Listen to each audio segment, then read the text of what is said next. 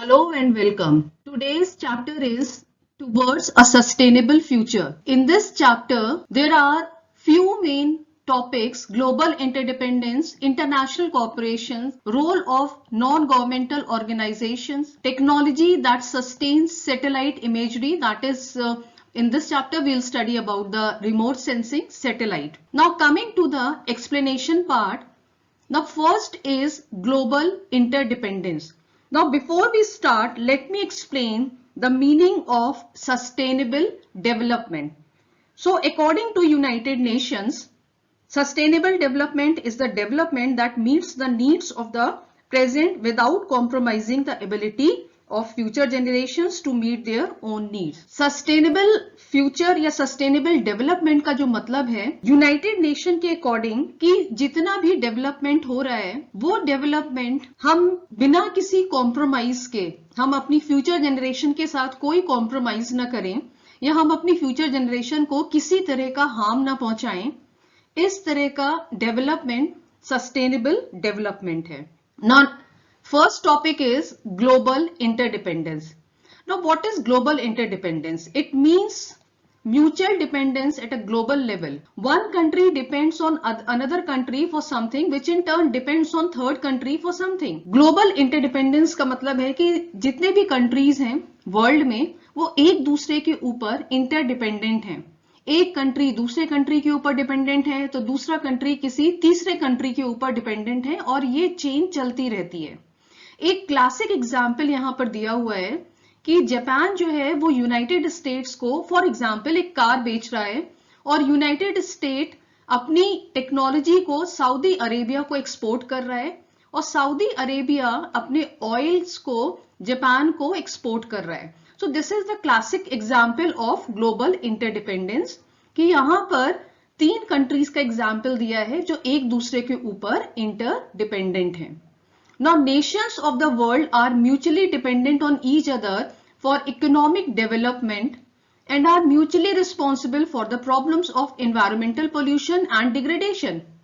The nations of the world must work cooperatively to solve these problems. अगर सारी countries एक दूसरे के ऊपर डिपेंडेंट हैं तो इसका मतलब ये है कि ड्यूरिंग द इकोनॉमिक डेवलपमेंट जो भी इन्वायरमेंटल पोल्यूशन होता है या इन्वायरमेंटल डिग्रेडेशन होता है उसके लिए भी सारे कंट्रीज एक दूसरे के लिए म्यूचुअली रिस्पॉन्सिबल हैं.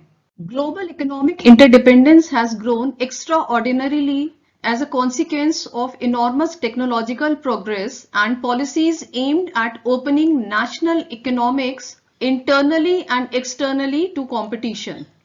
So the global economic interdependence जो है, अगर सारे कंट्री एक दूसरे के ऊपर इंटरडिपेंडेंट हैं तो उन कंट्रीज की इकोनॉमी भी एक दूसरे के ऊपर इंटरडिपेंडेंट होती है और ये जो इंटरडिपेंडेंस है कुछ सालों से या कह सकते हैं कि कुछ दशकों से बहुत ज्यादा बढ़ गई है और globalisation has brought benefits and opportunities for many people in many parts of the world. Globalisation का मतलब ये है कि जब सारे कंट्रीज एक दूसरे के ऊपर म्यूचुअली डिपेंडेंट हो जाते हैं, जहां पर कम्युनिकेशन की कोई प्रॉब्लम नहीं होती है, ट्रांसपोर्टेशन की कोई प्रॉब्लम नहीं होती है, इंटरनेशनल ट्रेड बहुत इजीली हो रहा है, तो ग्लोबलाइजेशन जो है वो एक तरह से सबके लिए बेनिफिट लेकर आता है और बहुत सारी अपॉर्चुनिटीज लेकर आता है. Inequality between countries and within countries has also increased and global environmental risk have increasingly become a matter of global concern. And consequently, अगर economic development हो रहा है तो इसका मतलब ये है कि environmental degradation भी उतनी ही तेजी से increase हो रहा है. Promoting approach to policy making through greater coherence and coordination is essential to ensure that the benefits of globalization are expanded and spread more broadly and that its potentially negative effects are diminished. इस globalisation की process में सारे countries को, specially जो advance या industrialise countries हैं, उनको ये ध्यान देना होगा कि सबको इक्वल अपॉर्चुनिटी मिले. डेवलपिंग कंट्रीज या पुअर कंट्रीज को भी इक्वल अपॉर्चुनिटी मिले और सबको एक जैसा बेनिफिट मिले और किसी के ऊपर भी नेगेटिव इम्पैक्ट ना हो।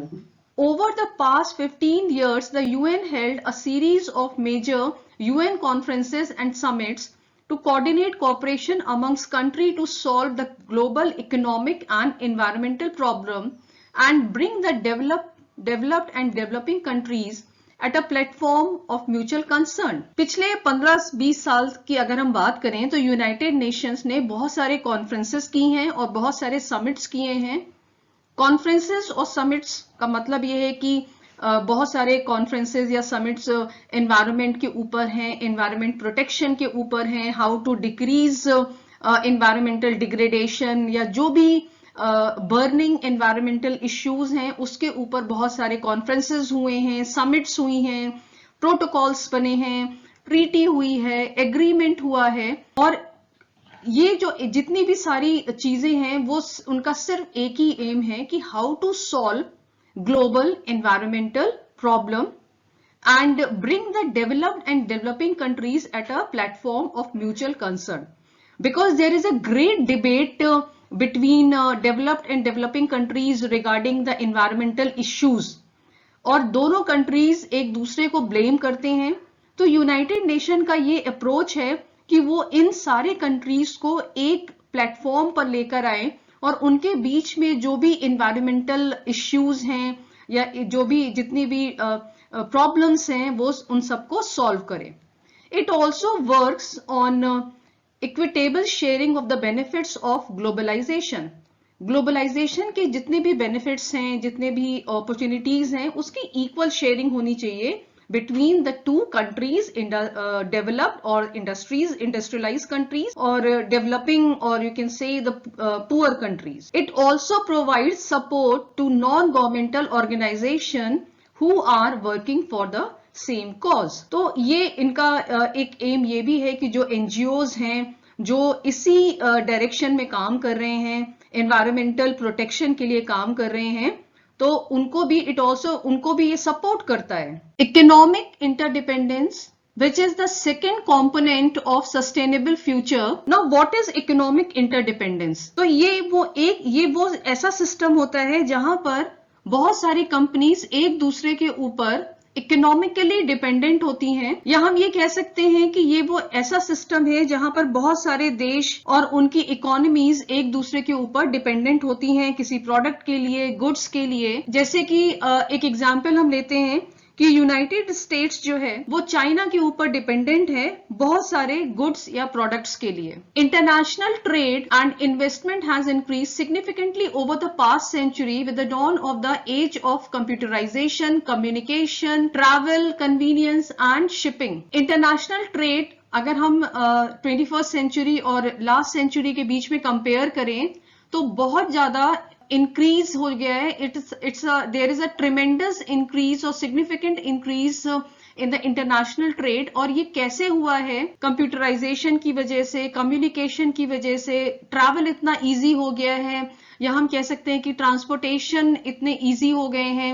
तो इस वजह से इंटरनेशनल ट्रेड और इन्वेस्टमेंट भी बहुत ज्यादा बढ़ गया है। इकोनॉमिक इंटरडिपेंडेंस की अगर हम बात करते हैं तो हम ये भी कह सकते हैं कि it is the dependence of countries on one another resources, knowledge and labour. एक कंट्री दूसरे कंट्री के ऊपर लेबर के लिए डिपेंडेंट हो सकता है, नॉलेज के लिए डिपेंडेंट हो सकता है, उसके रिसोर्सेज की वजह से डिपेंडेंट हो सकता है। Now all this has taken a new form of structural and marketing integration. So there has been sharp increase in global bond financing and international bank loans. इस वजह से इकोनॉमिक इंटरडिपेंडेंस और ग्लोबलाइजेशन की वजह से जो वर्ल्ड बैंक है या IMF है उसने बहुत सारे लोन्स भी देने शुरू किए हैं। तो हम ये कह सकते हैं कि there is a sharp increase in global bond financing. बहुत तरह तरह की फाइनेंसिंग हो रही है। Sales of 500 MNCs grew more than 7 times between 1971 to 1991। Top 500 MNCs को अगर हम कंपेयर करें, उनकी सेल्स को कंपेयर करें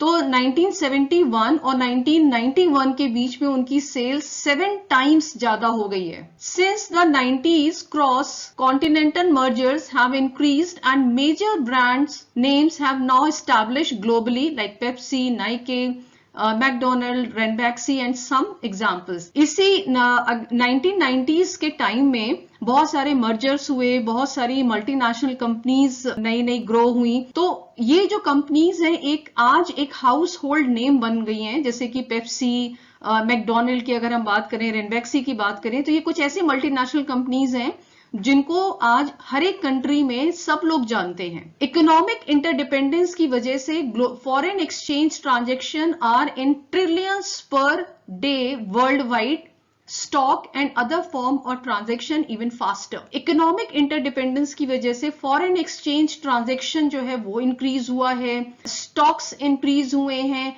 या हम कह सकते हैं कि जितना भी ट्रांजैक्शन है वो बहुत ज्यादा फास्ट हो गया है। All such transactions are global in character. This acceleration is rooted in computerisation. और ये जो ट्रांजैक्शन है, जो इंक्रीज हो रहा है, ट्रांजैक्शन इतनी तेजी से हो रहा है, this is just because of the computerization. The next type of interdependence is the environmental interdependence, which is the third component of sustainable future. Now, environment provides resources to the economy.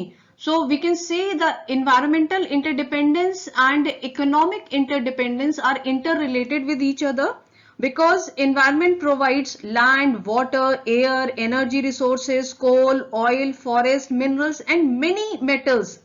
So many other natural resources which are essential for the economic development of the economy. So environmental concern may be local in nature, for example ecological degradation due to mining at a certain place, air pollution and water pollution in a city due to the particular factory or industrial zone, or hunting and poaching of certain animal species like tigers, rhinoceros, deforestation on particular forest like Amazon rainforest in Brazil. Environmental interdependence दो तरह की हो सकती है। तो यहाँ पे सबसे पहले लोकल एनवायरमेंटल इंटरडिपेंडेंस की बात की गई है कि इकोलॉजिकल, अगर हम एनवायरमेंटल कंसर्न की बात करें लोकली, तो इकोलॉजिकल डिग्रेडेशन आ सकता है। और ये जो इकोलॉजिकल या इकोसिस्टम डिग्रेडेशन होता है वो एयर पोल्यूशन की वजह से हो सकता है, वाटर पोल्यूशन की वजह से हो सकता है, या हम ये कह सकते हैं कि उस सिटी में कोई पर्टिकुलर फैक्ट्री या इंडस्ट्रियल जोन है, हंटिंग या पोचिंग हो रही है एंडेंजर्ड या रेयर एनिमल्स की, जैसे टाइगर्स है, राइनोसेरस है, या डिफॉरेस्टेशन हो रहा है किसी पर्टिकुलर एरिया में। यहाँ पर एक एग्जाम्पल दिया है अमेज़न रेन फॉरेस्ट का। तो ये सारे जो एग्जाम्पल्स हैं वो इकोलॉजिकल या इकोसिस्टम डिग्रेडेशन के एग्जाम्पल्स हैं locally. But these local environmental issues have a global. अब ये जो लोकल एनवायरमेंटल इश्यूज हैं वो ग्लोबल कब हो जाते हैं? जैसे क्लाइमेट चेंज की अगर हम बात करें, एसिड रेन की बात करें, ओजोन डिप्लीशन की बात करें, तो ये ग्लोबल एनवायरमेंटल इश्यूज हैं।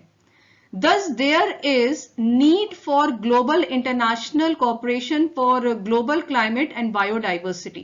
So again, there is a need for, अब यहाँ पे एक जरूरत है कि global international cooperation की, जो global climate और global biodiversity के बारे में सोचे या उससे रिलेटेड कुछ issues के बारे में सोचे, उसको protect करने के लिए।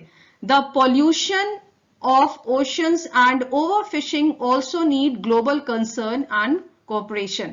ओशन पॉल्यूशन या ओवरफिशिंग की जो सबसे बड़ी प्रॉब्लम है, ये भी एक ग्लोबल कंसर्न है।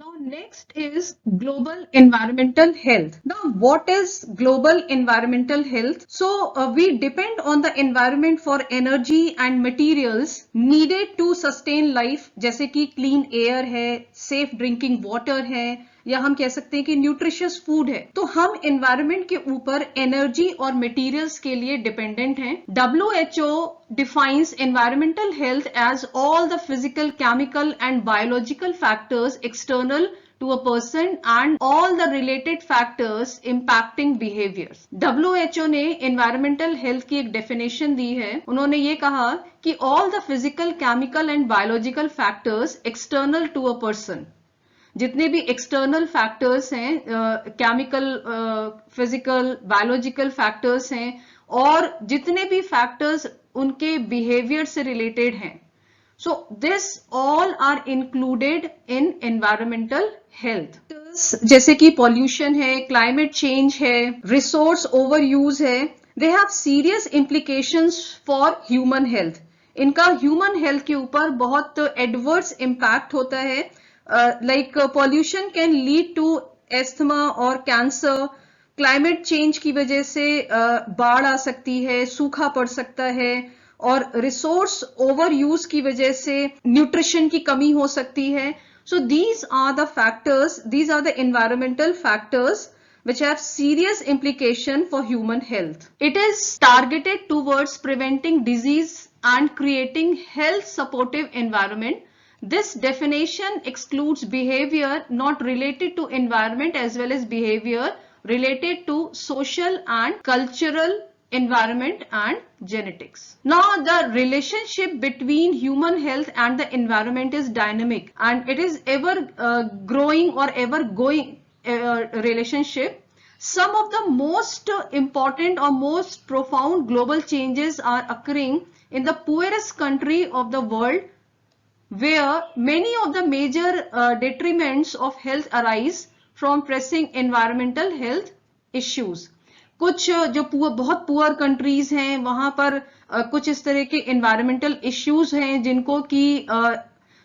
जिनको ज्यादा लाइट नहीं किया जाता है, लाइमलाइट में नहीं लाया जा सकता है, तो उसकी वजह से वहां पर हेल्थ इश्यूज बहुत ज्यादा हैं. A fact sheet from WHO on climate change and health list the following effects of climate change on human. अब WHO के अकॉर्डिंग उन्होंने एक फैक्ट लिस्ट रिलीज की है, उसके according effects of climate change on humans के ऊपर climate change के क्या क्या इफेक्ट्स होते हैं.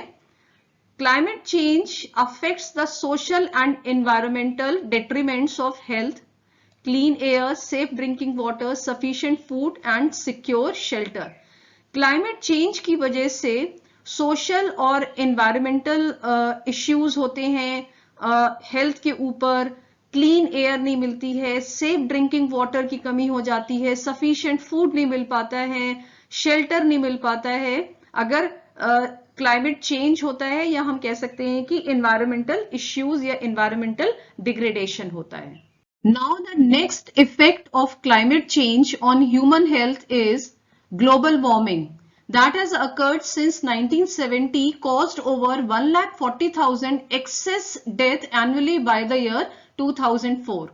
ग्लोबल वार्मिंग ये जो फिनोमिना है वो 1970 में सबसे पहले हाईलाइट हुआ था और 2004 तक ये एस्टिमेट है कि इसमें अभी तक 1,40,000 लोगों की डेथ हो चुकी है. Next effect is the direct damage cost to health, excluding cost in health determining sectors such as agriculture and water and sanitation, is estimated to be between $2 to 4 billion per year by 2030. अगर हम direct damage cost की बात करें, अगर हम इसमें जो health determining sectors हैं, एग्रीकल्चर हैं या वाटर सैनिटेशन को एक्सक्लूड कर लें, अगर हम उसको हटा दें, तो ये 2030 तक $2 to 4 billion पर ईयर हो सकती है.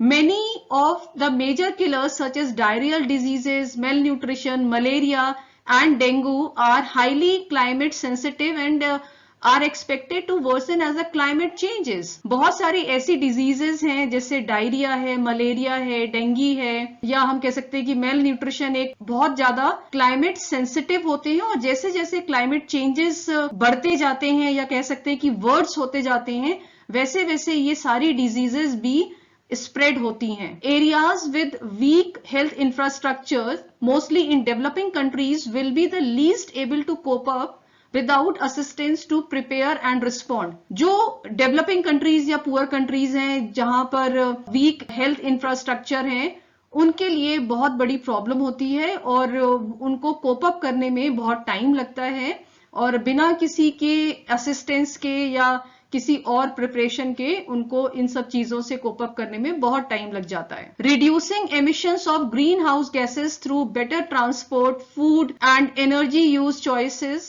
Can result in improved health. अब हम ग्रीन हाउस गैसेस को कैसे रिड्यूस कर सकते हैं? अगर हम ट्रांसपोर्ट, अपने ट्रांसपोर्ट को वाइजली चूज करें, पब्लिक ट्रांसपोर्ट का यूज करें, फूड अगर हम अच्छे से चूज करें, सस्टेनेबल एग्रीकल्चर की प्रैक्टिस करें, या एनर्जी यूजेस चॉइसेस का मतलब है कि हम फॉसिल फ्यूल्स को रिप्लेस करने की कोशिश करें और रिन्यूएबल सोर्सेस की तरफ स्विच करें, तो हम अपने हेल्थ को और एनवायरनमेंट की हेल्थ को इंप्रूव कर सकते हैं. Now next is international cooperation, and first is the Montreal Protocol. So Montreal Protocol, basically it is the connection between ozone layer depletion and ultraviolet beta radiation.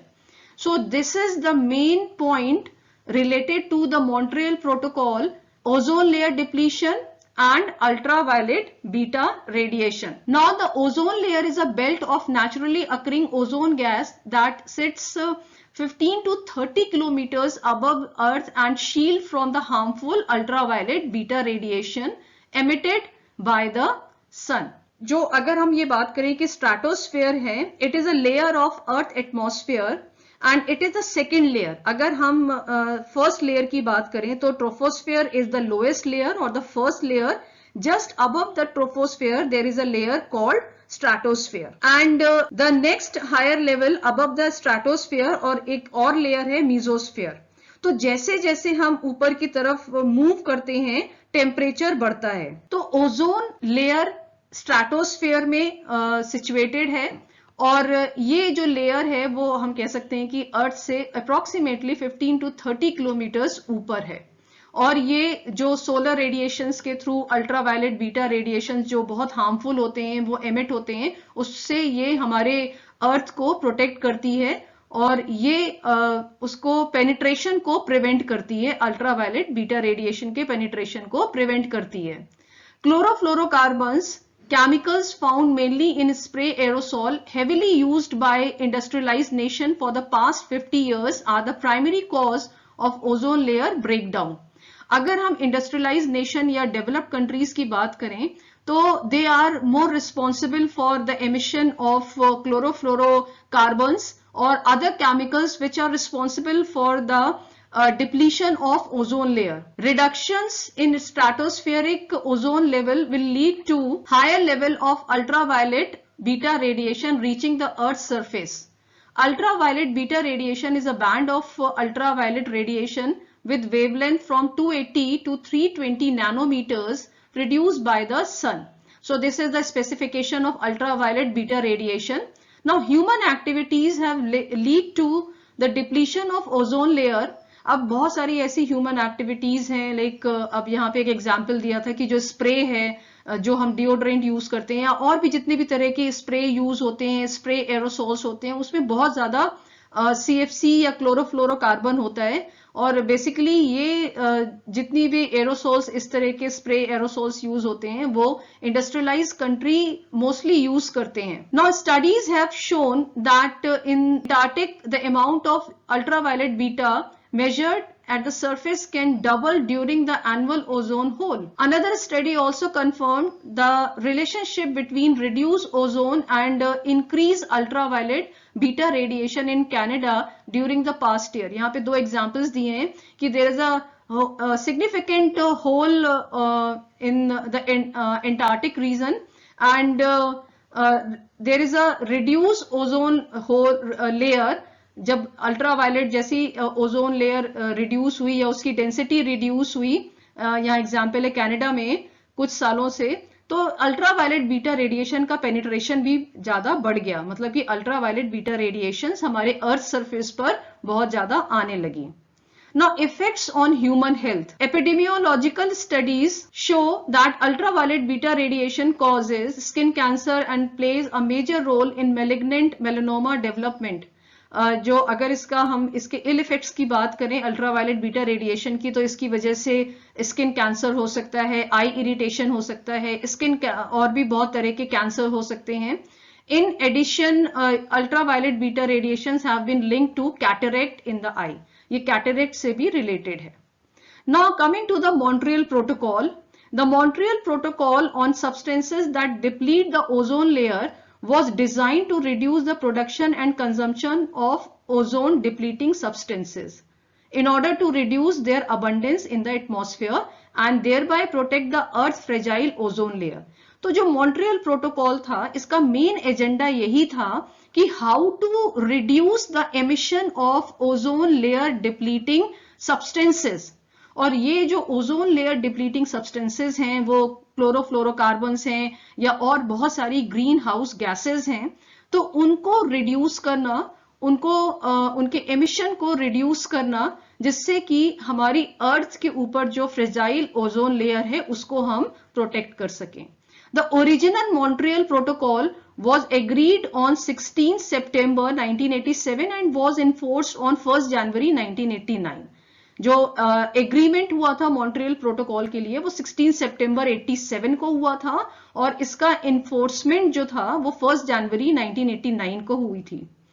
Montreal Protocol stipulates that the production and consumption of compounds that deplete ozone in the stratosphere. Montreal Protocol एक international agreement था और इसमें इसके ऊपर emphasise किया गया था कि जो ओजोन लेयर डिप्लीटिंग सब्सटेंसेस हैं जैसे कि chlorofluorocarbons, halons, carbon tetrachloride and methyl chloroform are to be phased out by 2000, by the year 2000 and 2005 for methyl chloroform.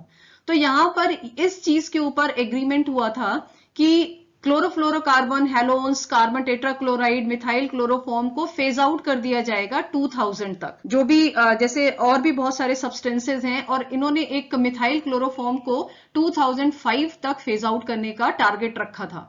The Vienna Convention for the Protection of the Ozone Layer, that is in 1985, which outlines states' responsibilities for protecting human health and the environment against the adverse effect of ozone depletion, established the framework under which the Montreal Protocol was negotiated. So, Montreal Protocol or Vienna Agreement, both are related to each other. यहाँ पर Montreal protocol basically it was agreed on 1987 और इसका enforcement था वो 1989 में हुआ था. And इसमें ये एग्रीमेंट हुआ था कि जो भी ओजोन डिप्लीटिंग सब्सटेंसेस हैं उनको धीरे धीरे फेज आउट कर दिया जाएगा और इसके कॉन्सिक्वेंसेस, इसका जो रिजल्ट था वो बहुत ही पॉजिटिव निकला और बहुत सारी कंट्रीज ने सीएफसी को बैन कर दिया and the amount of chlorine in the atmosphere is falling now. अब ये है कि अगर हम पहले और आज को कंपेयर करें तो क्लोरीन का जो अमाउंट है वो धीरे धीरे कम हो रहा है. But scientists estimate it will take another 50 years for chlorine level to return to their natural level.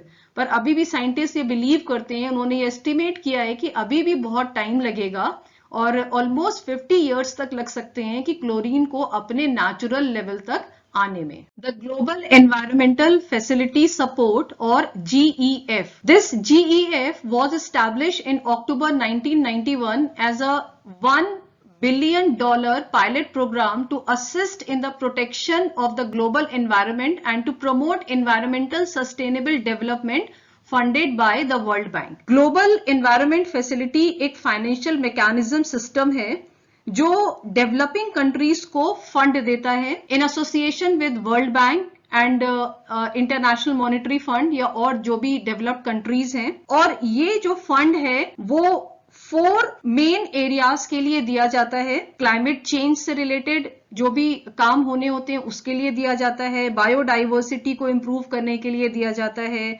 International water को इम्प्रूव करने के लिए दिया जाता है और ओजोन डिप्लीशन से रिलेटेड जितने भी इश्यूज होते हैं उसके लिए ये फंडिंग की जाती है. Now the GEF is a partnership where 183 countries work together with international institutions, civil society organizations and the private sector to address global environmental issues. So इस financial mechanism में almost जितने भी countries हैं वो सारे involve हैं, उन सब की partnership है और ये इंटरनेशनल इंस्टीट्यूशंस के साथ काम करते हैं, सिविल सोसाइटी ऑर्गेनाइजेशंस के साथ काम करते हैं, प्राइवेट सेक्टर के साथ काम करते हैं और इनका एक मेन फोकस होता है कि how to improve environmental issues or how to solve environmental issues. Now, since 1991, so in this paragraph, this paragraph is all about the funding and the main areas for funding. So I told you earlier that there are 4 focal areas: climate change, biodiversity, international water, and ozone depletion. So as you can see that biodiversity, climate change may be mitigation and adaptation है, how to minimize the effects of climate change. यहाँ पे chemicals हैं, different types of harmful or toxic chemicals related to international water, land degradation है, sustainable forest management है, ozone layer depletion है. तो ये सारे इश्यूज हैं. इन सारे इश्यूज के ऊपर ये जो फाइनेंशियल मैकेनिज्म सिस्टम है, द ग्लोबल एनवायरमेंटल फैसिलिटी, वो फंडिंग करती है. GEF के 3 इनिशियल पार्टनर्स हैं जो इनके प्रोजेक्ट्स को इम्प्लीमेंट करने में बहुत हेल्प करते हैं. The United Nations Development Programme, that is UNDP, the United Nations Environment Programme, that is UNEP, and World Bank. ये 3 इनके पार्टनर्स हैं जो ग्लोबल एनवायरमेंटल फैसिलिटी को सपोर्ट करते हैं और जो भी प्रोजेक्ट्स होते हैं उसको इम्प्लीमेंट करने में हेल्प करते हैं. 1992 में जब अर्थ समिट हुआ था, जब रियो समिट हुई थी, वहां पर इस GEF को रीस्ट्रक्चर किया गया और इसको एक सेपरेट इंस्टीट्यूशन के फॉर्म में डेवलप किया गया. इसको बाकी सारे इंस्टीट्यूशन से सेपरेट करके एक इंडिविजुअल इंस्टीट्यूशंस के फॉर्म में डेवलप किया गया. In June 1992, more than 100 heads of state met in Rio de Janeiro, Brazil for the first International Earth Summit to address problems of international protection and socio-economic development. These leaders signed the Convention on Climate Change and the Convention on Biological Diversity. An important achievement was an agreement on the Climate Change Convention, which in turn led to the Kyoto Protocol. जून 1992 में earth summit Rio de Janeiro Brazil में हुआ था. And this earth summit is also known as Rio summit, Rio conference, and it was a major United Nations conference and which was held between June 3rd to June 14, 1992. इस अर्थ summit में बहुत सारे convention sign हुए थे, जैसे कि convention on climate change और एक बहुत इंपॉर्टेंट कन्वेंशन या अग्रीमेंट था convention on biological diversity. The issues address included, earth summit में जो इश्यूज एड्रेस या इश्यूज के ऊपर डिस्कशन हुआ था वो इश्यूज थे scrutiny of patterns of production, that is particularly the production of toxic components such as lead in gasoline or poisonous waste including radioactive chemicals. उन सारे सब्सटेंस की स्क्रूटनी करना या उनको सर्च करना या उनके बारे में सारी इंफॉर्मेशन कलेक्ट करना, और वो जो कंपोनेंट्स थे जो टॉक्सिक कंपोनेंट्स होते हैं जैसे कि लेड है गैसोलीन में जो होता है प्रेजेंट होता है, या पॉइजनस वेस्ट होते हैं रेडियो एक्टिव केमिकल्स में. Second issue was the alternative sources of energy to replace the use of fossil fuel which are cause of global climate change. जो मोस्ट इंपॉर्टेंट इश्यू डिस्कस हुआ था Rio summit में या अर्थ summit में वो था alternate sources को search करना. ऑल्टरनेट सोर्सेज ऑफ एनर्जी जिसको हम रिन्यूएबल सोर्सेज ऑफ एनर्जी भी कहते हैं, और रिन्यूएबल सोर्सेज ऑफ एनर्जी वो एनर्जी सोर्सेज होते हैं जो कभी खत्म नहीं होते हैं, जैसे सोलर एनर्जी है, विंड एनर्जी है, हाइड्रो इलेक्ट्रिसिटी है. तो ये सारे sources which are very eco friendly as well as non polluting and which can replace fossil fuels, उनको ये रिप्लेस भी कर सकते हैं. नेक्स्ट इशू था reliance on public transportation system in order to reduce vehicle emission, congestion in cities and the health problems. Transportation, public transportation system के ऊपर total trust करना.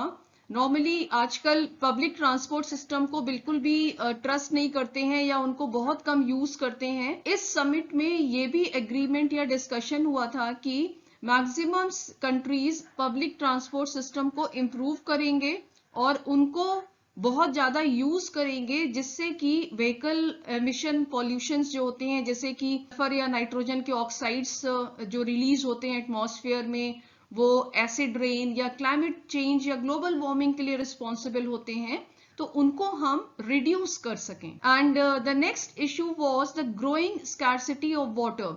Now the scarcity of water is the big problem. तो इसके ऊपर भी discussion हुआ था. Now Earth Summit resulted in the following documents. जब अर्थ समिट के बाद these are the few documents which are being agreed during the Earth Summit. Now the first document was the Rio Declaration on Environment and Development. Environment और development के ऊपर एक Rio declaration किया गया था, जिसमें सारे कंट्रीज ने, जो भी पार्टिसिपेटिंग कंट्रीज थे, उन्होंने ये प्लेज ली थी कि वो आगे आने वाले या 21st सेंचुरी में एनवायरमेंट डिग्रेडेशन को रिड्यूस करेंगे और मिनिमाइज कर देंगे और डेवलपमेंट के ऊपर बहुत ज्यादा फोकस करेंगे. Next, agenda 21. Agenda 21 basically it is a non-binding action plan of the United Nations with regard to sustainable development. Agenda 21 sustainable development के लिए एक बहुत ही फुल प्रूफ और बहुत ट्रस्टेबल, या आप कह सकते हैं कि बहुत ही अच्छा एक प्लान था, and it is a product of earth summit. Agenda 21 की अगर हम बात करें तो इसमें बहुत सारे ट्रीटी या एग्रीमेंट्स थे, जैसे कि अब मेन एग्रीमेंट्स या ट्रीटी थे कि to combat environmental damage, environmental damage को मिनिमाइज करना, poverty, disease through global cooperation on common interest, इन सबको भी कॉम्बैट करना, मिनिमाइज करना, और mutual needs and shared responsibilities. तो ये कुछ प्रिंसिपल्स थे या ट्रीटी या एग्रीमेंट साइन हुए थे एजेंडा 21 में. Now next document was based on forest principles. Forest principles या फॉरेस्ट से रिलेटेड जितनी भी पॉलिसीज थी, वो किस तरह की पॉलिसीज होनी चाहिए, ये भी वहां पर डॉक्यूमेंट साइन किया गया था.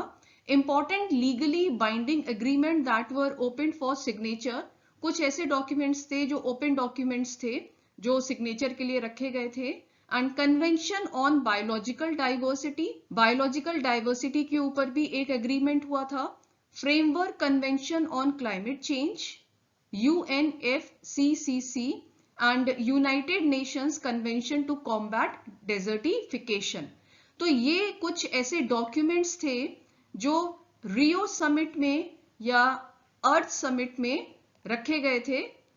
इसमें सबसे इंपॉर्टेंट अगर याद करना है तो agenda 21, UNFCCC, that is framework convention on climate change, and United Nations Convention on to combat desertification, CBD, that is Convention on Biological Diversity. So these are the main documents जो Earth Summit में include हुए थे. Now next is United Nations International Conference on Population and Development, जो Cairo में ये summit हुई थी, and it was held in 1994 and which is also known as ICPD, and it was a milestone in the history of population and development as well as in the history of women's right. अभी हमने देखा कि अर्थ summit या Montreal protocol जितने भी थे वो environment issues से रिलेटेड थे, बट जो ये ICPD जो कायरो में हुआ था वो बेसिकली पॉपुलेशन और डेवलपमेंट के ऊपर रिलेटेड था. A total of 179 government sign up to the ICPD programme of action. 179 government ने इसके ऊपर साइन किया था. At the conference the world agreed that population is not just about counting people but making sure everyone has an access to proper living.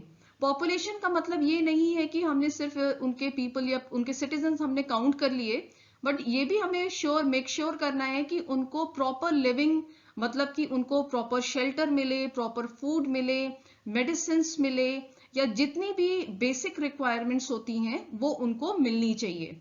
ICPD delegates reached a consensus that equality and empowerment of women should be a global priority. उन्होंने women empowerment के ऊपर भी बहुत ज़्यादा focus किया, बहुत ज़्यादा emphasis दिया और उसको ये एक global priority माना. This approach is not only from the point of view of universal human right, but also as an essential step towards eradicating poverty and stabilizing population growth. Women empowerment या हम कह सकते हैं कि women education एक बहुत बड़ा issue है, और इस इश्यू को सॉल्व करके हम वर्ल्ड की पॉपुलेशन को भी कंट्रोल कर सकते हैं, या हम उसको स्टेबलाइज कर सकते हैं. A woman's ability to access reproductive health and right to essential for her empowerment. उसको एक विमेन की जो एक राइट्स होते हैं वो उसके हेल्थ से रिलेटेड भी हो सकते हैं, और उसके जो फंडामेंटल राइट्स हैं वो भी होने चाहिए. Now coming to the main objectives of ICPD, to provide universal access to family planning and sexual and reproductive health services and reproductive rights for women. Now, reproductive right means legal ability to make decisions about when a woman should have a child. So this is the reproductive right. And next objective is deliver gender equality, empowerment of women and equal access to education for girls. Address the individual social and economic impact of urbanization and migration, support sustainable development and environmental issues associated with population changes. Now, let us discuss in brief the various aims or objectives or goals of ICPD. Now, the first aim was to eradicate extreme poverty and hunger, followed by achieve universal primary education and promote gender equality and empower women, reduce child mortality, that is death rate, and improve mental health. तो ये कुछ important goals या objectives हैं जो ICPD में approve किए गए या ICPD के मेन ऑब्जेक्टिव्स थे.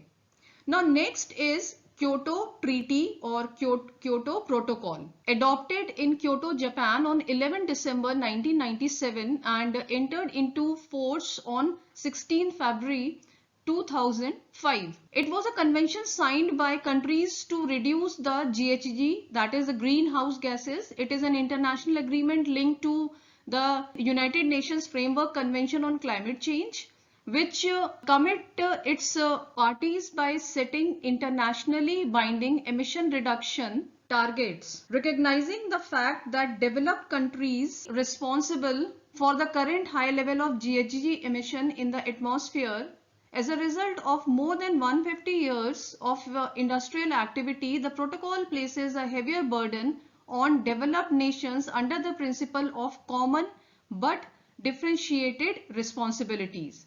क्योटो प्रोटोकॉल बेसिकली एक यूनाइटेड नेशन फ्रेमवर्क कन्वेंशन जो क्लाइमेट चेंज के ऊपर हुई थी उसी का एक एक्सटेंडेड पार्ट है, और उसका जो इस क्योटो प्रोटोकॉल का जो मेन गोल या एम है वो है stabilization of greenhouse gas concentration in the atmosphere at a level that would prevent dangerous anthropogenic interference with the climate system.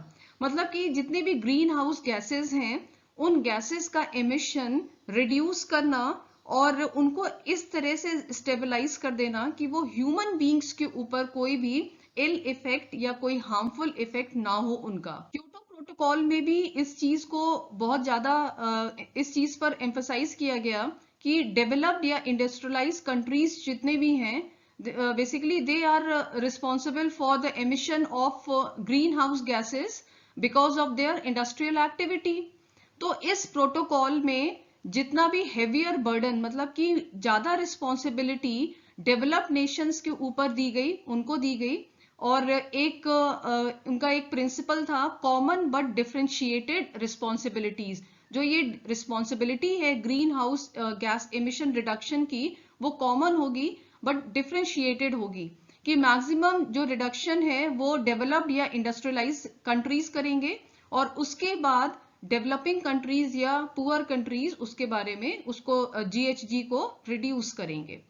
During the first commitment period, 37 industrialized countries and the European community committed to reduce GHG emission to an average of 5% against 1990 level by the year 2012. तो जो first commitment period था उसमें 37 developed या industrialise countries ने और most of the European community ने अपने इस गोल को अचीव किया. And in Doha, Qatar, on 8 December 2012, the Doha Amendment to the Kyoto Protocol was adopted. Doha amendment जो क्योटो प्रोटोकॉल का ही एक फॉर्म था उसको अडॉप्ट किया गया. And during the second commitment period parties committed to reduce greenhouse gases emission by at least 18% below 1990s level in the 8-year period from 2013 to 2020. और उसके बाद ये कमिटमेंट किया गया कि आगे आने वाले टाइम में मींस कि 2013 और 2020 के बीच में जो ग्रीन हाउस एमिशन है वो एटलीस्ट 18% और कम होगा. A non governmental organization that is NGO is a legally constituted organization created by a person or group of people that operates independently of any government. The term usually used by government to refer to entities that have no government status. In the case in which NGOs are founded totally or partially by government, the NGO maintains its non-governmental status by excluding government representatives from membership in the organization. NGO या non governmental organisations जो होते हैं वो एक legally constituted organisations होते हैं, according to law काम करते हैं और किसी एक पर्सन या किसी ग्रुप के द्वारा ये बनाए गए होते हैं और पूरी तरह से ये गवर्नमेंट से इंडिपेंडेंट होते हैं. एनजीओ में गवर्नमेंट का इंटरफेरेंस तो नहीं होता है पर they are funded may be totally और पार्शियली बाय गवर्नमेंट, पर ये गवर्नमेंट से बिल्कुल अलग होते हैं क्योंकि इनका स्टेटस जो होता है वो नॉन गवर्नमेंटल स्टेटस होता है. वो इस तरह से ये मेंटेन करते हैं कि इसमें गवर्नमेंट के किसी भी रिप्रेजेंटेटिव या मेंबर्स को वो अपने ग्रुप में या अपने ऑर्गेनाइजेशन में इंक्लूड नहीं करते हैं.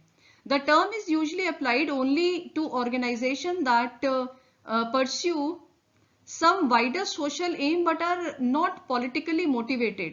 ये NGO basically they should not be politically motivated, इनका कोई पॉलिटिकल मोटिवेशन नहीं होना चाहिए और इनका मेन मोटिव होना चाहिए कि सोशल रिफॉर्म्स या सोशल एम होना चाहिए.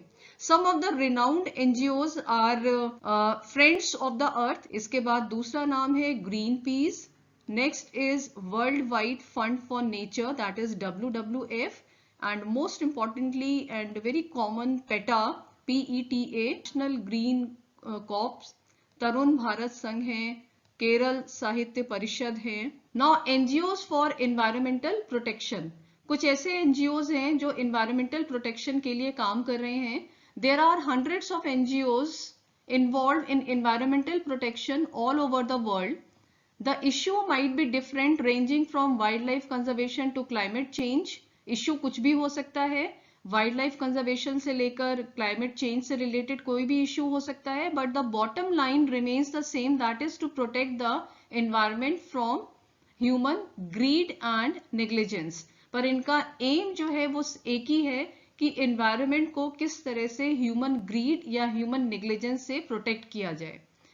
To name a few of them are WWF, Greenpeace, Biodiversity International, Friends of Earth and Plant a Tree Foundation Today. ये कुछ ऐसे नाम हैं जो environmental protection के लिए बहुत अच्छा काम कर रहे हैं. Now aims of NGO in environmental protection. Environmental protection के लिए NGO का aim क्या होना चाहिए? To stop degradation of the planet's natural environment, ensure sustainable use of resources. Sustainable use means wise use है रिसोर्सेज का, जो अर्थ के नेचुरल रिसोर्सेज हैं, चाहे वो रिन्यूएबल रिसोर्सेज हों या नॉन रिन्यूएबल रिसोर्सेज हों. Conserve biological diversity, biological diversity को कंजर्व करना. Promote reduction of environmental pollution, environmental pollution को रिड्यूस करना.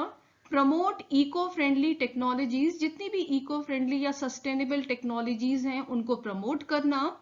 Conserve wild life, wild life को कंजर्व करना. And protect the world from climate change. Climate change means global warming है, या जितने भी और दूसरे इश्यूज हैं क्लाइमेट चेंज से रिलेटेड, फ्लड है, ड्रॉट है, या और भी बहुत सारे इश्यूज हैं, उन सारे इश्यूज से वर्ल्ड को प्रोटेक्ट करना। Remote sensing satellites. Remote sensing satellites are devices sent into the space which use sensors to collect information about Earth's atmosphere, ocean, land, and ice surfaces. They orbit the Earth at varying altitude.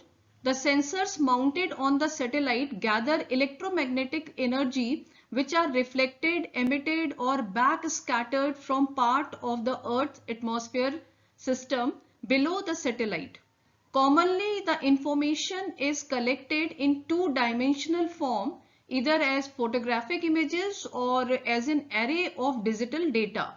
Now, National Remote Sensing Center, that is NRSC, Hyderabad, is planning to launch nearly more than 30 Earth observation satellites in next 10 years. So, remote sensing satellite basically क्या होते हैं कि ये जो satellites होते हैं ये अर्थ के डिफरेंट ऑर्बिट्स पर प्लेस किए जाते हैं। ऑर्बिट मतलब कि जो भी एल्टीट्यूड्स होते हैं या जो हाइट होती है, अब जैसे एक एग्जांपल है कि लो अर्थ ऑर्बिट जो अप्रोक्सीमेटली 160 से लेकर 2000 किलोमीटर अबव द अर्थ होता है, और दूसरे तरह के ऑर्बिट्स होते हैं मीडियम अर्थ ऑर्बिट जो अप्रोक्सीमेटली 2000 टू 35,500 किलोमीटर ऊपर होते हैं अर्थ से, और एक होते हैं हाई अर्थ ऑर्बिट जो मोर देन 35,000 किलोमीटर अबव होते हैं। तो ये वहां पर प्लेस किए जाते हैं और वहां पर ये सैटेलाइट्स रोटेट करते हैं, और इन सैटेलाइट्स के थ्रू जो इंफॉर्मेशन होती है वो 2 डायमेंशनल फॉर्म में होती है। दो तरह से इंफॉर्मेशन गैदर कर सकते हैं, या तो फोटोग्राफिक इमेजेस के फॉर्म में गैदर कर सकते हैं, या एरे ऑफ डिजिटल डेटा या डेटा के फॉर्म में हम उसको गैदर कर सकते हैं। उसके बाद डेटा का इंटरप्रिटेशन करते हैं। नेशनल रिमोट सेंसिंग सेंटर जो हैदराबाद में है वो आगे आने वाले सालों में, आगे आने वाले 10 साल में 30 अर्थ ऑब्जर्वेशन सैटेलाइट्स को लॉन्च करने की प्लानिंग कर रहा है। Now, why is remote sensing satellite such a good tool? Remote sensing satellite के ऊपर हम रिलाय कर सकते हैं या एडवांटेजेस क्या हैं? Remote sensing satellite is a very good tool and useful source for gathering environmental information because of the following reason. अब हम यहाँ पर ये डिस्कस करेंगे कि क्यों रिमोट सेंसिंग सैटेलाइट जो है एक बहुत अच्छा टूल है या इसके एडवांटेजेस क्या हैं। सबसे बड़ा एडवांटेज ये है data coverage. It allows data collection in remote land, ocean and ice area where humans find it difficult to reach due to difficulty in accessibility or political reasons. बहुत सारे ऐसे एरिया होते हैं, जैसे कोई रिमोट लैंड एरिया है, बहुत दूर तक जो लैंड एरियाज हैं, ओशन है या आइस एरिया हैं, जहां पर ह्यूमन बीइंग्स को डिफिकल्टी होती है कि एक तो पॉलिटिकल रीजंस हो सकते हैं कि वो दूसरे कंट्री में हो सकता है, या बहुत डिफिकल्ट है कि एक्सेसिबिलिटी नहीं है, वहां पर हम पहुंच नहीं सकते, अप्रोच ठीक नहीं होती है। तो इस कंडीशन में रिमोट सेंसिंग सैटेलाइट एक बहुत अच्छा टूल होता है। Data collection is greatly improved and complete when compare to conventional methods. Conventional method मतलब कि जो मैनुअल मेथड्स होते हैं उससे अगर हम कंपेयर करें तो डेटा कलेक्शन की क्वालिटी बहुत अच्छी होती है और बहुत क्विक होती है और बहुत जल्दी डेटा कलेक्ट हो जाता है अगर हम कन्वेंशनल मेथड्स की बात करें। Homogeneity, this is the first advantage और benefit of remote sensing satellite. Information collected by a satellite system provides a spatial consistent data. Satellite system के थ्रू जो इंफॉर्मेशन कलेक्ट होती है वो एक कंसिस्टेंट डेटा के फॉर्म में होती है, and this is directly contrasted to the several methods used in ground data collection। जो हम और दूसरे कन्वेंशनल या मैनुअल मेथड्स यूज करते हैं उससे ये कहीं ज्यादा रिलायबल होती है, and it provides a spatial continuity as compared to the point or small area sample data commonly found in meteorological, oceanography and geology। So basically हम ये कह सकते हैं कि रिमोट सेंसिंग सैटेलाइट्स के through their is a large area coverage क्योंकि remote sensing satellites जो हैं वो लार्ज एरिया कवरेज की एक तरह से फैसिलिटी प्रोवाइड करते हैं। एंड इसके बाद जो इनका आइडेंटिफिकेशन होता है, identification of area sample, like अगर वो लैंड एरिया सैंपल हो या ओशन एरिया सैंपल हो या किसी भी और डेमोग्राफिक एरिया सैंपल हो, उसकी जो क्लैरिटी होती है वो बहुत एक्यूट क्लैरिटी होती है। और अगर हम उसको किसी दूसरे मैनुअल या कन्वेंशनल मेथड से कंपेयर करें तो ये कहीं ज्यादा एक्यूरेट होती है। Now next is computer processing. Satellite remote sensing produces digital data which are in form of suitable for direct computer processing. अभी हमने देखा कि जो डेटा हमें मिलता है, जो डेटा गैदर होता है वो या तो इमेज के फॉर्म में हो सकता है या डिजिटल डेटा के फॉर्म में हो सकता है, और ये जो डेटा है वो इजीली कंप्यूटर उसको प्रोसेस कर सकता है। It reduces the work of man and saves the time of manual calculation. इससे ह्यूमन लेबर भी बचता है, ह्यूमन पावर बचती है, और कैलकुलेशन में जितना जो टाइम वेस्ट होता है वो भी सेव होता है। Now frequency of data collection. Frequency of data collection मतलब कि यहाँ पर हम जो frequent data collection is possible with the use of remote sensing satellite. The frequency of data collection depends on the time taken by the satellite to orbit the earth. जो frequency है, हम ये कह सकते हैं कि एक दिन में हमको दो डिफरेंट टाइप्स के दो डेटा हमको मिल जाते हैं, तो हम उनका एवरेज निकालकर जो हमें डेटा चाहिए वो हम ले सकते हैं। The geostationary weather satellites scan the earth every 30 minutes. जो geostationary weather satellites होते हैं वो पूरे अर्थ को जो स्कैन करते हैं या अर्थ को जो एक अर्थ के अराउंड घूमते हैं वो 30 मिनट्स में कवर कर लेते हैं। And polar orbiting weather satellites collect data twice per day. और जो पोलर ऑर्बिटिंग वेदर सैटेलाइट्स होते हैं वो एक दिन में 2 बार डेटा कलेक्ट करते हैं for each part of the earth, and land satellite passes over the same point on the earth every 16th day. तो हम ये कह सकते हैं कि जो डेटा कलेक्शन की फ्रीक्वेंसी है वो बहुत ज्यादा होती है, so we can match our data, और हम उससे एक्यूरेसी भी कैलकुलेट कर सकते हैं। Next is less time waste. Remote sensing satellites cover a large area at a very high speed which can detect the variation in environment with great precision. For example, the Landsat thematic mapper image scan a scene of 170 kilometer by 185 kilometer in 25.87 second. तो यहाँ पर जो time भी हमारा save हो रहा है, तो एक एग्जाम्पल दिया है लैंडसेट थीमेटिक मैपर इमेज जो है एक सैटेलाइट है, वो 170 किलोमीटर बाय इंटू 185 किलोमीटर का जितना एरिया है उसको 25.87 सेकेंड में कवर कर लेता है। Next is complementarily. Now measurement or information gathered from satellite are complementary to conventional observation.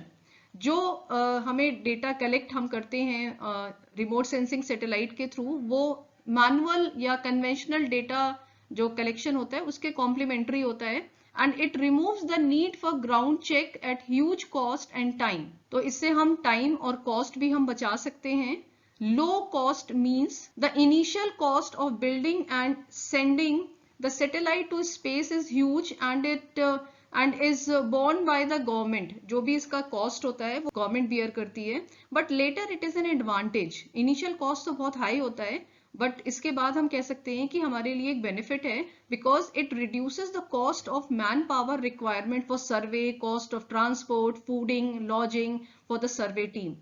तो एक तरह से हम कह सकते हैं कि अगर हम मैनुअली किसी डेटा को कलेक्ट कर रहे हैं तो उसके लिए हमें मैन पावर की रिक्वायरमेंट होगी, सर्वे के लिए ट्रांसपोर्टेशन की जो कॉस्ट होगी, फूडिंग लॉजिंग की कॉस्ट होगी, वो आगे हमारी सेव होगी। The computer compatibility of remote sensing satellite not only reduces the time but also the cost of manual computing. जो भी हमको डिजिटल डेटा या डेटा मिलता है, इंफॉर्मेशन डिजिटल डेटा के फॉर्म में मिलती है या इमेज के फॉर्म में मिलती है, ये दोनों जो मेथड्स होते हैं, दोनों मीन्स होते हैं, वो कंप्यूटर कंपैटिबिलिटी उसकी बहुत होती है कंप्यूटर से। तो easily we can interpret the different types of data into the required information. Now uses and application of remote sensing. तो यहाँ पर हम remote sensing के applications और uses देखेंगे. Satellite remote sensing is a powerful tool which helps in study of various factors. Remote sensing जो tool है वो बहुत ही एक पावरफुल टूल है और यहाँ पर हम अलग अलग फैक्टर्स को, जो इन्वायरमेंटल फैक्टर्स हैं, उनको हम स्टडी कर सकते हैं और वो फैक्टर्स जो इन्वायरमेंटल डिग्रेडेशन के लिए रिस्पॉन्सिबल होते हैं उनको हम स्टडी कर सकते हैं. It enables periodic and accurate monitoring. ये रिमोट सेंसिंग सैटेलाइट के थ्रू जो मॉनिटरिंग होती है वो पीरियोडिक होती है. पीरियोडिक मतलब कि उसकी फ्रीक्वेंसी हम इंक्रीज होती है, फ्रीक्वेंसी ज्यादा होती है और एक्यूरेट होती है. It can provide detailed information on land form, soil conditions, water resources, crop, vegetation status, air quality, rate of deforestation, flood, cyclone, etc.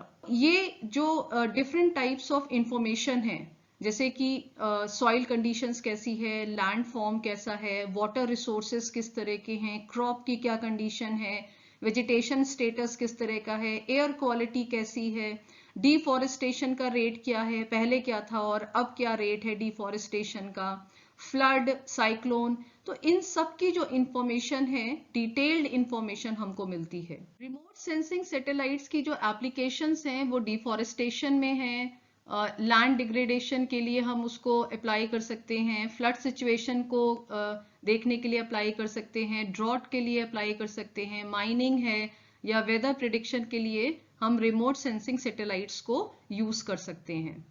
Deforestation, forests are being deforested at a very fast rate to satisfy the human needs, but at the same time it is posing a threat to the economy and ecology. Remote sensing satellites are being used to study the forest cover in the past few decades. This has helped men to study the rate of deforestation and compare the vegetation cover in the past with the present. Deforestation में हम किस तरह से use कर सकते हैं remote sensing satellites को, कि हम इस समय प्रेजेंट की सिचुएशन क्या है डिफॉरेस्टेशन की और जो पास्ट में क्या सिचुएशन थी, या हम ये कह सकते हैं कि पहले किस तरह का फॉरेस्ट कवर था और आगे अगर हम 10 या 20 साल के टाइम को कंसीडर करें, कंपेयर करें, तो पहले किस तरह का फॉरेस्ट कवर था और 20 साल के बाद कितना फॉरेस्ट कवर बचा है. तो ये हम कंपेयर कर सकते हैं डिफॉरेस्टेशन को. लैंड डिग्रेडेशन में हम इसकी एप्लीकेशन बहुत यूजफुल है. Satellite images help in identifying degraded land. जो भी सैटेलाइट इमेजेस हैं वो इससे ये पता चल सकता है कि हाँ ये जो लैंड है वो डिग्रेडेड है. And it is also possible to find out the causes of degradation from past images and bring them under vegetation. अगर हमने सपोज 5 साल पहले हमने सैटेलाइट इमेजेस देखी और 5 साल के बाद हमने सैटेलाइट इमेजेस देखी लैंड डिग्रेडेशन की, तो हम ये पता कर सकते हैं कि कितना डिग्रेडेशन हुआ है और उस एरिया को हम रीफॉरेस्ट या अफॉरेस्टेशन वहां पर कर सकते हैं. Flood, satellite remote sensing can be used to map the flooded area and identify the flood prone area. Remote sensing satellite से हम जो ऑलरेडी फ्लडेड एरिया है उसको मैप कर सकते हैं और जो एरिया फ्लड प्रोन है या फ्लड सेंसिटिव है उसको भी हम मैप कर सकते हैं. And this area is very useful in order to take timely action to decrease the extent of damage to life and property. अगर हमको ये पता चल जाए कि कौन से एरिया फ्लड सेंसिटिव या फ्लड प्रोन एरिया है तो हम उस पर टाइमली एक्शन लेकर बहुत सारी प्रॉपर्टी को बचा सकते हैं. Bangladesh flood in 1988 caused inundation of 2.4 million hectares. जब बांग्लादेश में फ्लड आया था 1988 में तो 2.4 मिलियन हेक्टेयर का जो एरिया था वो बिल्कुल पूरी तरह से डूब गया था. It was possible to assess the extent of damage to the crop and take timely action due to the information provided by Landsat and IRS-IA. तो ये जो कुछ ऐसी सैटेलाइट्स हैं जो बेसिकली ये हमें इंफॉर्मेशन दे सकती हैं कि फ्लड के थ्रू ऑलरेडी कितना डैमेज हो चुका है और आगे कितना डैमेज हो सकता है, तो हम कुछ उसमें नेसेसरी एक्शन ले सकते हैं. Drought, Remote sensing is used for assessment of drought conditions, studying rainfall and surface water condition for early drought warning and monitoring agricultural drought. तो हम रिमोट सेंसिंग सैटेलाइट की हेल्प से ड्रॉट कंडीशन को भी maintain कर सकते हैं. अगर हमको प्रायर इंफॉर्मेशन मिल जाती है कि रेनफॉल की कंडीशन क्या है, कितना रेनफॉल होगा, या सरफेस वाटर की कंडीशन क्या है, तो हम वो कंडीशंस या वो उस इंफॉर्मेशन से जो ड्रॉट कंडीशन है उसको हम बहुत इंप्रूव कर सकते हैं. Mining. Satellite remote sensing is used to map active and abundant mines. Remote sensing satellite से हम ये देख सकते हैं कि कहां पर एक्टिव माइनिंग हो रही है या कहां पर कुछ ऐसी माइंस है जिनको अबंडेंट या ऐसे ही छोड़ दिया गया है. जब माइनिंग एक्टिविटी कंप्लीट हो जाती है तो उस लैंड को अबंडेंट छोड़ देते हैं. It is used to regularly access the ecological damage due to ongoing mining activities. हम रिमोट सेंसिंग सैटेलाइट से ये भी देख सकते हैं कि कौन सी माइनिंग एक्टिविटीज इस समय चल रही हैं या इस समय पूरे वर्ल्ड में कहां हो रही हैं और उससे कितना इकोलॉजिकल डैमेज हो रहा है. Predict weather and natural calamities. The weather forecast on television news channels showing the images of India are actually possible with the help of remote sensing satellite. जो हम नेशनल टीवी में या हम जो TV channels में weather forecast देखते हैं वो बेसिकली रिमोट सेंसिंग सैटेलाइट्स की वजह से ही वो इमेजेस हमको मिलती हैं. It shows images of cloud which make prediction of rainfall और monsoon possible. इसमें अगर इस तरह की images हैं जहां पर कुछ ऐसे एरिया होते हैं जहां पे क्लाउड्स होते हैं तो हम ये प्रेडिक्ट कर सकते हैं कि यहाँ पर रेनफॉल होगा या मॉनसून आ सकता है. It also help in the prediction of cyclone. ये रिमोट सेंसिंग सैटेलाइट साइक्लोन को, हरिकेन को प्रिडिक्ट करने में भी काम आती हैं और हम उन लोगों को वार्निंग दे सकते हैं जो उस डेंजर एरिया या डेंजर जोन में रहते हैं. तो हम उनको पहले से वार्निंग दे सकते हैं जिससे कि वो एक सेफ प्लेस पर पहुंच जाए.